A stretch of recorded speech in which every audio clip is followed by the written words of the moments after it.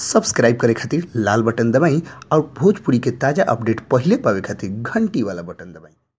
छपरा जिला भोजपुरी पर लोग के बहुत बहुत स्वागत बा। रिकॉर्ड पर रिकॉर्ड खड़ा करते हुए और सारा रिकॉर्ड के तोड़ते हुए निरहुआ हिंदुस्तानी 2 सफल फिल्म बन गई बटे। लेकिन गाना भी उतने सुपर डुपर हिट हो गई बटे और गाना एक दिन में इतना बढ़िया परफॉर्मेंस कैला के बाद सबसे सुपर डुपर हिट गाना मात्र एक दिन में, यानी एक दिन मत कहीं मात्र 15 से 20 घंटा के अंदर इतना जबरदस्त तरीका से गाना सुपर डुपर हिट भइल बटे। इतना ज़्यादा लोग देखले बा एकरा के कि गाना सारा गाना के रिकॉर्ड तोड़ के ध्वस्त कर दिले बा। निरहुआ हिंदुस्तानी 2 के एगो गाना रुआ लोग देखले बनी जौन गाना के नाम हटे हमके दुल्हन चाही। जी हाँ, हमके दुल्हन चाही जौन गाना रहे दिनेश लाल यादव निरहुआ बस पर गावत शहर के तरफ जातरन। ओह टाइम के ई गाना रोल सटे जौना में प्रकाश जैस भी गाना के बीच में भूमिका निभौले बने। जी हाँ, लोग को बता दी कि जब घर से दिनेश लाल यादव निरहुआ भागत रहे